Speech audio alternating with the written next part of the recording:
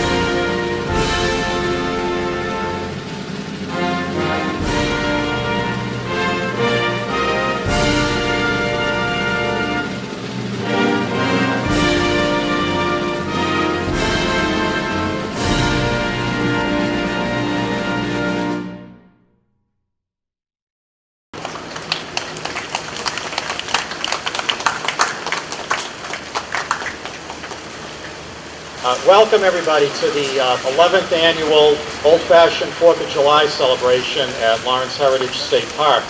I'm Rich Padover, a history professor at Northern Essex Community College, and your host for today, and also your guest speaker for today as well. So what I thought in my brief oration, what I thought I'd do today is just give you a brief history of the 4th of July, just to sort of recap events, what brought us to where we are here today. On July 2nd, 1776, the Continental Congress voted on July 2nd, 1776, the Continental Congress voted in favor of independence. In accordance with Delegate Richard Henry Lee's resolution in a near unanimous vote. On July 4th, 1776, after some editing and with the final wording being approved, the delegates formally adopted the declaration. And on August 2nd, 1776, the declaration was signed. Then it wasn't until November of 1776 that it was delivered to Great Britain. Now, John Adams, we all know John Adams, very much associated with the new nation, one of our founding fathers, our second president. John Adams felt very strongly that July 2nd should be the official date to celebrate independence. So much so that he reportedly turned down invitations to appear at July 4th events in protest.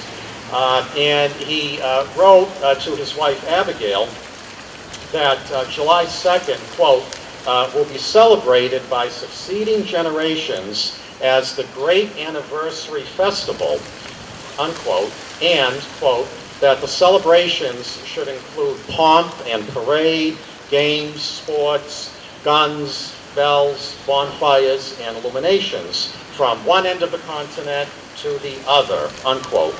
And so again, you can see that John Adams felt very strongly about this, that since the the Constitution was voted in favor of on July 2nd, that should be the date of independence. But as things turned out, of course, July 4th became the official holiday. But again, not everybody was in agreement with that. So, and some of the things that John Adams said, some of the ways that we said we should, that he said that we should celebrate the 4th of July, some of that, of course, here we're doing today. The pomp, the parade that'll be coming up shortly, the bells, and observing this with great fanfare in general.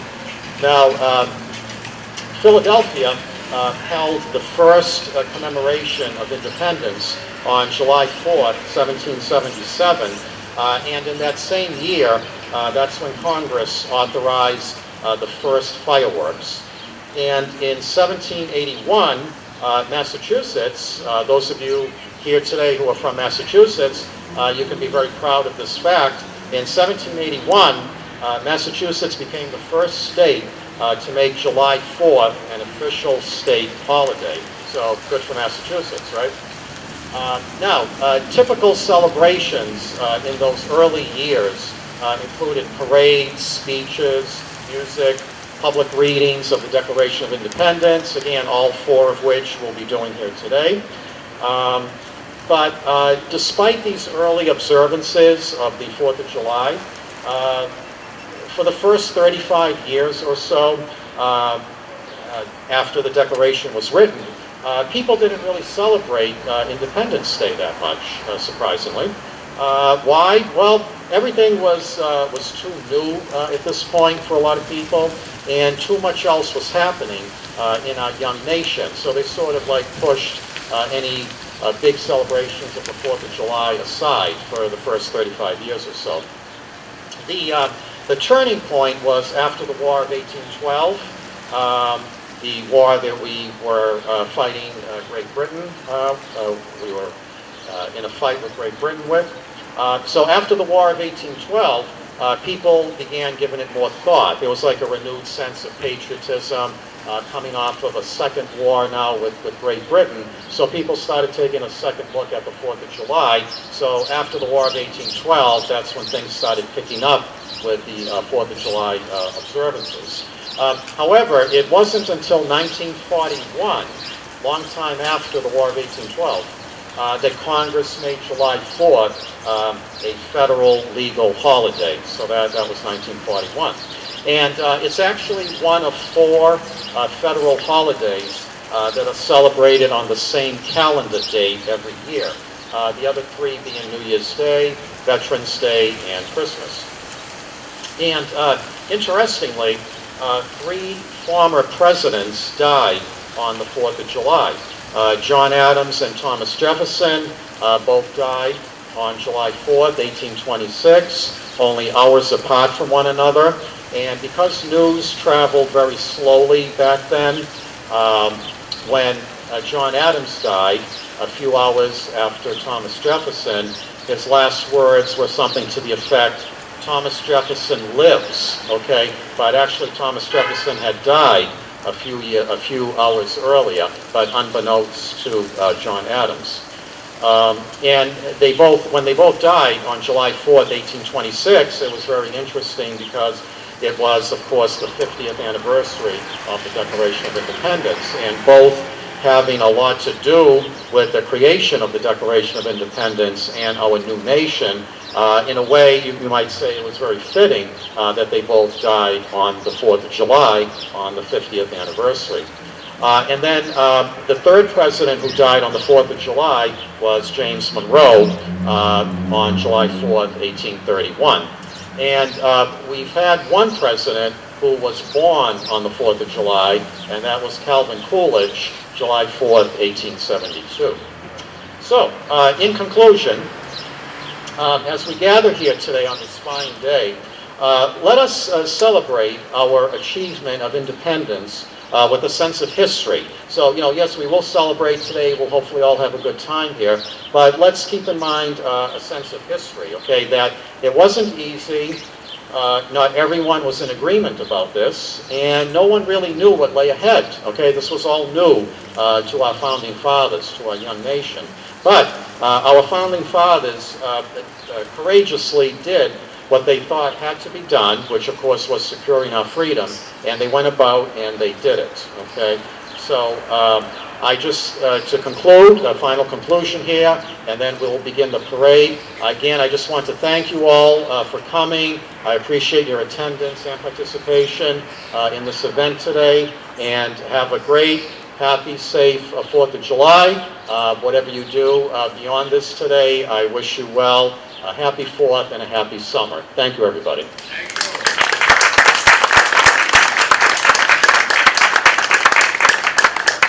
Okay, so now we will do, those of you who've been here before, you're, I'm sure, familiar with this. If you're not, we have a parade around the block.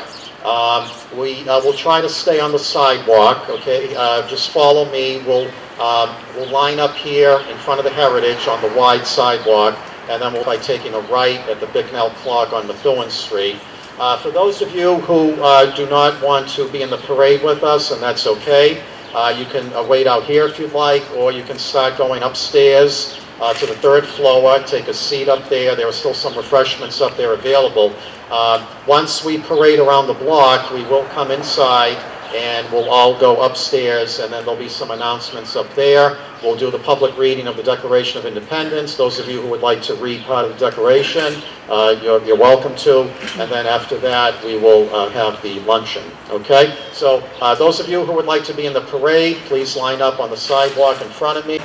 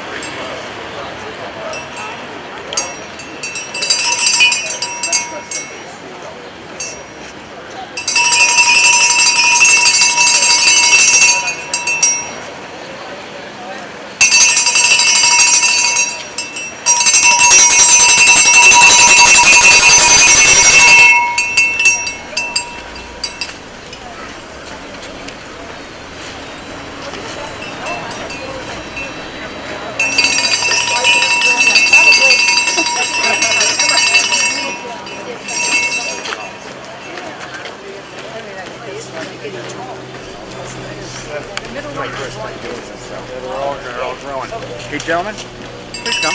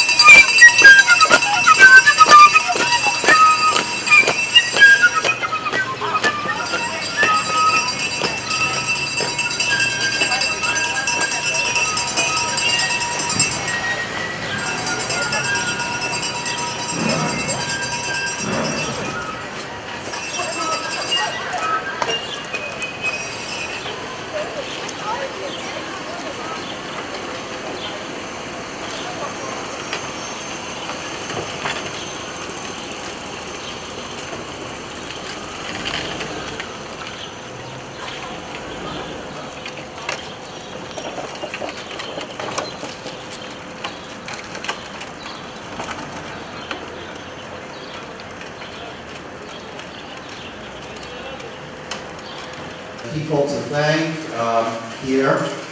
First of all, Jim Beauchesne and Mike Mitchell, the two administrators, two supervisors here. Mike Mitchell is not here today. He's the park supervisor. Jim Beauchesne, who, yes, he He's in charge of the front desk downstairs.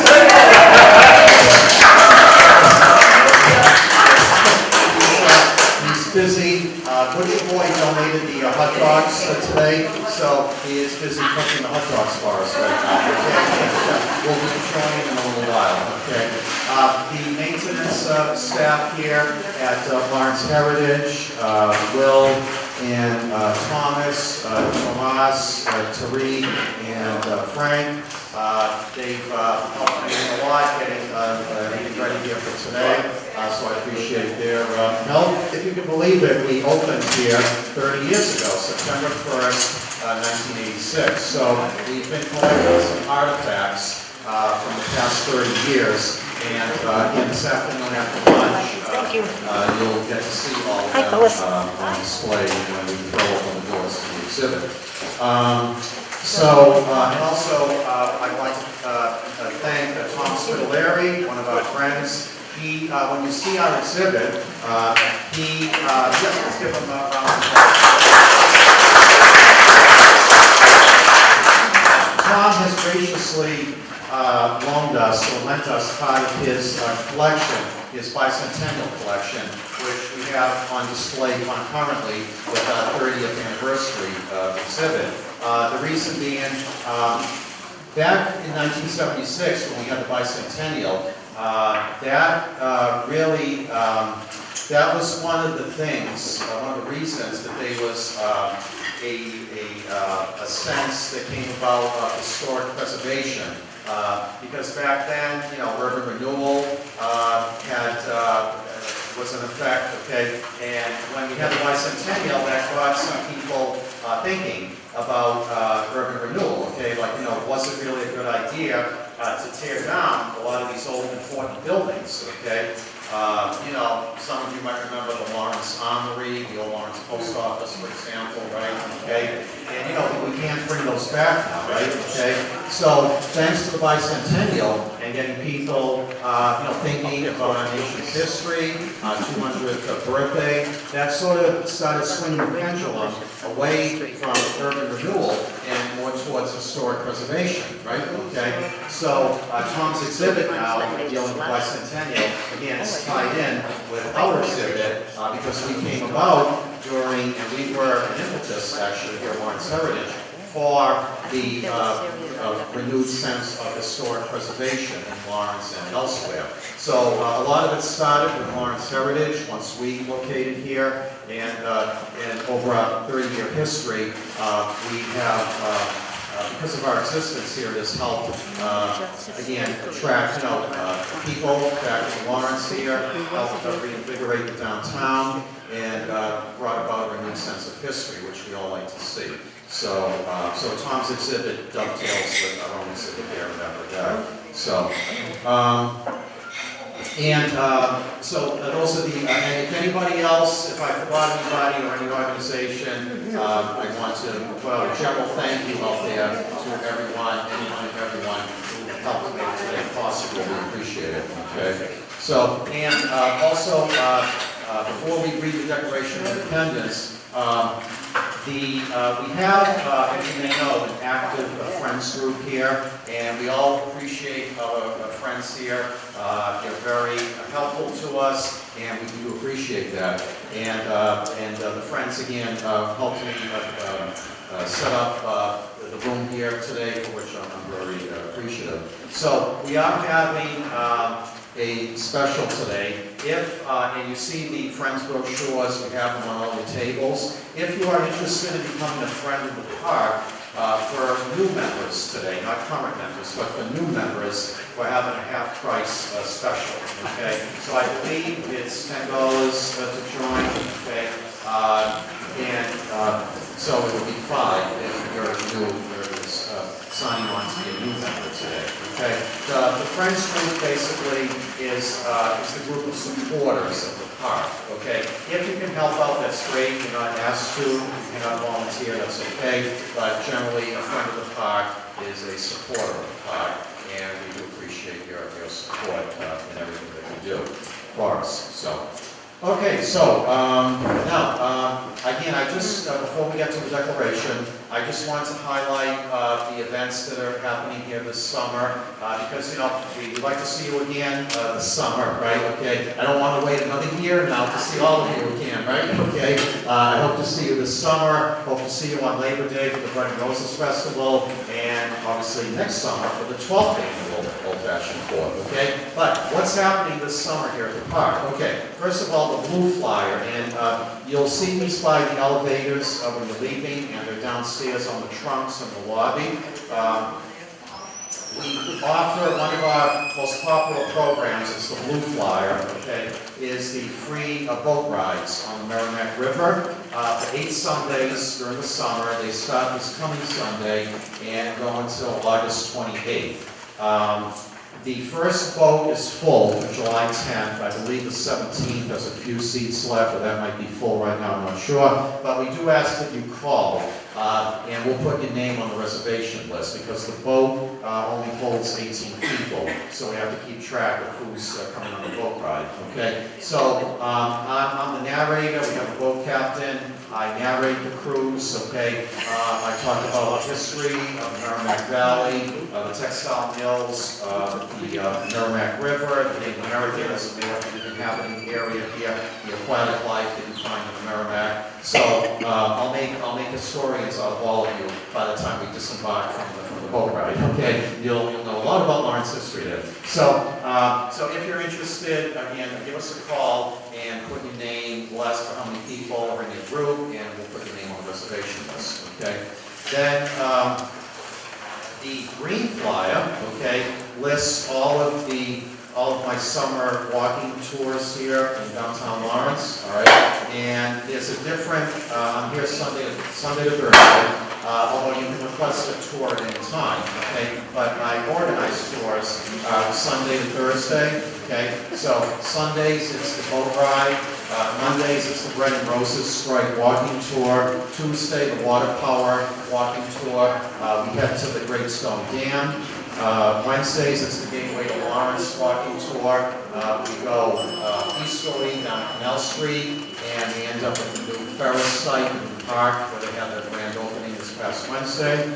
Thursdays, it's my Monuments and Martyrs walking tour, where we head up to the Company on Common, and I talk about all the different monuments that are there, the people behind them, the markers, and anything else that's historic there on the Common, okay? And then, of course, ongoing, we have the City of Workers exhibit here in the Visitor Center. So if you happen to tour the exhibits, if you have time today, please do, or come back. We're open 7 days a week, 9 to 4, no admission charge. There's 3 floors of exhibits here, okay? And me and myself and the other staff are available here. It's a self-guided tour, but we're available to answer questions, okay? If you are bringing a group of people with you and you'd like a guided tour, we do appreciate a phone call in advance, just so we can make sure we have the staff here to accommodate you, okay, for a group tour. So, and the yellow flyer, okay, preservation and placemaking, Lawrence Heritage Park turns 30. This is the name of our exhibit, okay. Again, I just finished setting it up at the end of last week. It'll be up until August 15th, so we hope today before you leave, when we throw open the doors to the exhibit after lunch, we hope you'll take a look at it. Again, it's some artifacts, documents from our past 30 years here that we put on display for everybody to see. Okay, so that's open. Obviously, we're open daily 9 to 4. Okay. Does anybody, before we move on to the reading of the declaration, does anybody have any questions about our summer programs here, Frank? Yes. Can you mention the politicians that are here? Oh, yes, certainly. Please. Thank you. Can you do it? Oh, certainly, sure, yes, thank you. I normally I do that. I forgot, but thank you for bringing that up. Yes, okay. So, we do appreciate when we have representation from the city here. Today we have, I don't want to embarrass anybody, but if you don't mind, okay, Councilor Mark LaPlante from District F. Yes.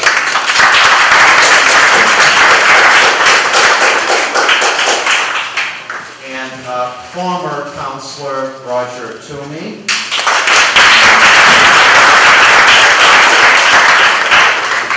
And their families who are with them today here from city government who I'm not aware of? No? Okay, I don't want to exclude any city representatives from our government. Okay, all right, so, okay, thank you. Yes. And any other questions about our summer programs? Okay, all right, yes. Yeah, Frank? Richard, I love the trolley over here. When is the trolley? Yes, thank you. Okay, thank you, Frank. Yes, you're my memory here today. Yes. Okay. Yes, I would be remiss if I did not mention the event that closes out the summer season here, okay, which is the Bread and Roses Festival, okay? Yes, okay, and some of our friends here and supporters who are involved in it, board members, yes, okay? So every Labor Day, okay, we have our annual Bread and Roses Festival on the Compagnon Common, okay? That commemorates the great textile strike of 1912, right, as well as generally speaking the labor movement in our country. Okay, it's generally from 12 to 5, I believe. Okay, give or take. And yes, and there are cards when you pick up a flyer, and I hope you do on your way out today for our programs. We also have these little reminder cards for Labor Day, okay? So please do come for that. It's free. There are vendors there, food vendors that sell food, but everything else is free there, the demonstrations and the exhibits that we have. So on the for the Bread and Roses Festival, we run trolley tours, okay? Some of you who've been on the trolley rides, you know, I'm one of them, I'm one of the narrators, some of the friends also narrate the trolley tours. Again, thank you for your help with that, friends here. So Labor Day is when we run the trolley tours, okay? So you need a ticket, it's free, you get it at the Friends table in the Common, and then you get the trolley in front of City Hall. So yes, and Jonas, one of our friends here, is kind enough to offer walking tours on Labor Day. So you get a choice of a walking tour or a trolley tour. Okay, so please do keep that in mind. It's September 5th this year. Okay, it's always the first Monday in September. Okay? So, for those of you who know me, this is my 12th summer now at Lawrence Heritage, okay? And my 11th old-fashioned. My first summer here, I didn't get the idea yet to do this, so what I did my first summer for the 4th of July in 06, no 05, I gave an informal talk on Adams and Jefferson, actually, okay? Then in 06, I got the idea, so I went to the library, did a lot of research on how Lawrence used to celebrate 4th of July back in the 1800s, and some of that is what you see now, the different components of this program. A lot of that comes from my research and how Lawrence used to celebrate it. About the only thing I can't provide for you that Lawrence has been doing all these years are the fireworks. That I can't do. Okay, but everything else, the speech making, right? Okay, the food, right? Okay, the parade, the participation of the various civic groups, okay, patriotic groups. That I can't provide for you. So that is part of the program that hopefully you enjoy every year.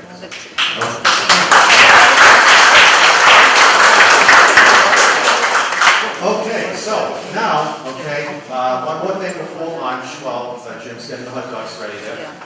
As you know, if you've been coming, what we do next is a public reading of the Declaration of Independence, okay? So, and normally I ask for volunteers, children and adults, who would like to read a section of the Declaration. If you would like to form a line to my left. All right, and I'll get us started. Okay, the Declaration of Independence. In Congress, July 4th, 1776, the unanimous declaration of the 13 United States of America. When in the course of human events it becomes necessary for one people to dissolve the political bands which have connected them with another, and to assume among the powers of the earth a separate and equal station to which the laws of nature and nature's God entitle them, a decent respect to the opinions of mankind requires that they should declare the causes which impel them to the separation.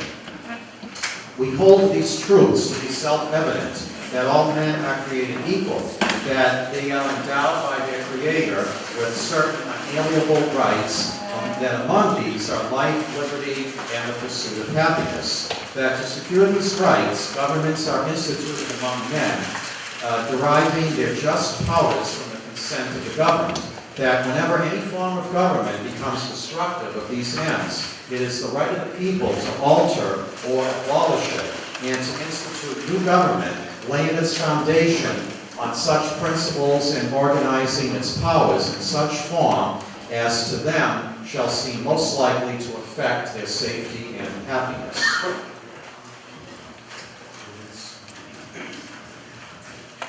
Rulings indeed would dictate that government law established should not be changed, like in balancing those in an ordinary or experience capture when mankind are more exposed to suffer what evil are suffered, and to rise themselves by the worship of God to which they are accustomed.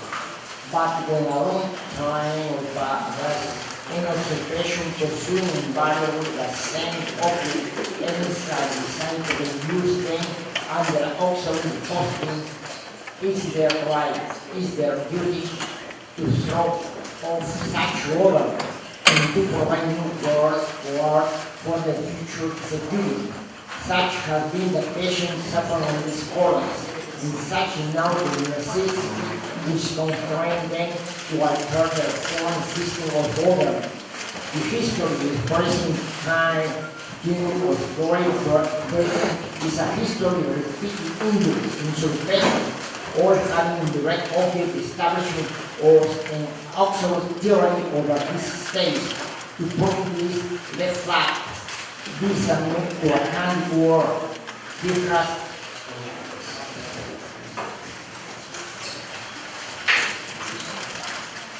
He has refused his assent to laws, wholesome and necessary for the public good. He has forbidden his governors to pass laws of immediate and pressing importance, unless suspended in their operation, until his assent should be obtained. And when so suspended, he has utterly neglected to obtain it.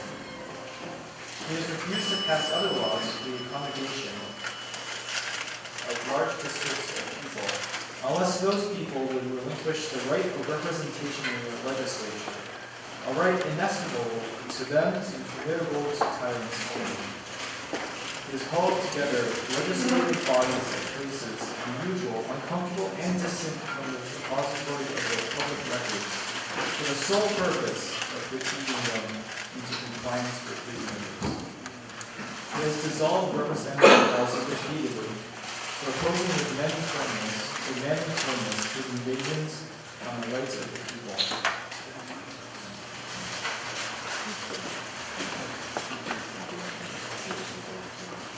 He was refused for a long time, after such dissolutions, to cause others to be elected, whereby the legislative powers, incapable of variation, have returned to the people at large for their exercise. The state remained in the meantime exposed to all dangers of invasion from without and convulsions within. He is endeavored to prevent the population of these states, for that purpose expecting the laws for naturalization of colonies, refusing to pass others to encourage their migrants, and raising the conditions of reappropriation of lands.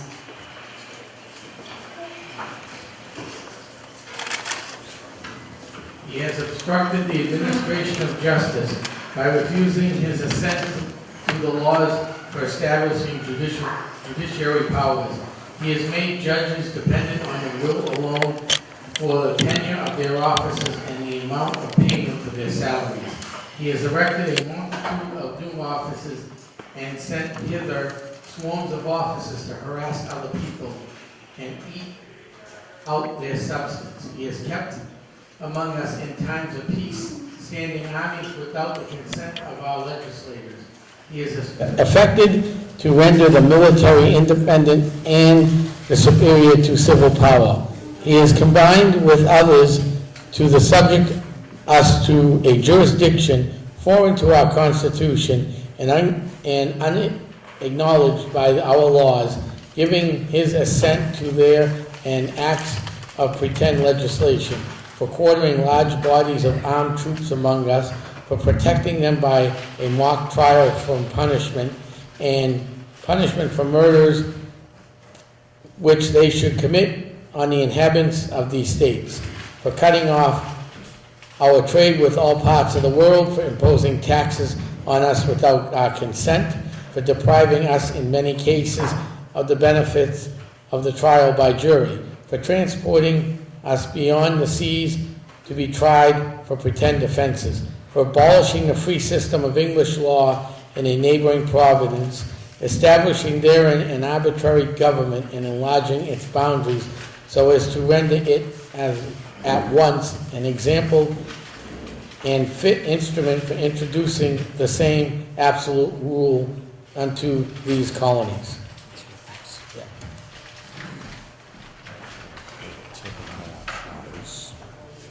For taking away our charters, abolishing our most valuable laws, and altering fundamentally the forms of our governments.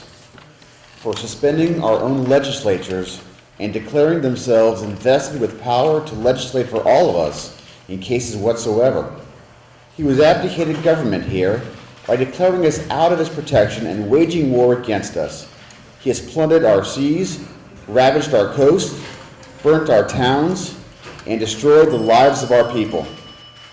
He is at this time transporting large armies of foreign mercenaries to complete the works of death, desolation, and tyranny, already begun with circumstances of cruelty and perfidy scarcely parallel in the most barbarous ages and totally unworthy the head of a civilized nation. He has constrained our fellow citizens, taken captive on the high seas to bear arms against their country, to become the executioners of their friends and brethren, or to fall themselves by their hands. He has excited domestic insurrections among us, and has endeavored to bring on the inhabitants of our frontiers, the merciless Indian savages whose known rule of warfare is an undistinguished destruction of all ages, sexes, and conditions.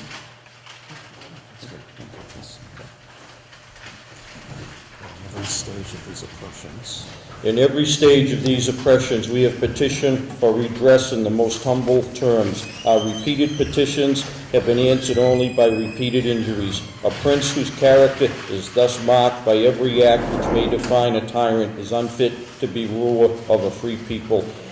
Nor have we been wanting in attentions to our British brethren. We have warned them from time to time of attempts by their legislature to extend an unwarrantable jurisdiction over us. We have reminded them of circumstances of our emigration and settlement here. We have appealed to their native justice and magnanimity. We have conjured them by ties of our common kindred to disavow these usurpations, which would inevitably interrupt our connections and correspondence. They, too, have been deaf to the voice of justice and of consanguinity. We must therefore acquiesce in the necessary which denounces our separation and hold them, as we hold the rest of mankind, enemies in war, peace friends. We therefore, the representatives of the United States of America in General Congress assembled, appealing to the Supreme Judge of the world for a vicissitude of our intentions, do in the name and by authority of good people of the colonies, solemnly publish and declare that these united colonies are and of right ought to be free and independent states, that they are absolved from all allegiances to the British Crown, and that all political connections between them and the state of Great Britain is and ought to be totally dissolved, and that as free and independent states they have the full power to levy war, conclude peace, contract alliances, establish commerce, and do all other acts and things which independent states may of right do. And for the support of this declaration, with a firm reliance on the protection of divine providence, we mutually pledge to each other our lives, our fortunes, and our sacred honor. Thank you very much.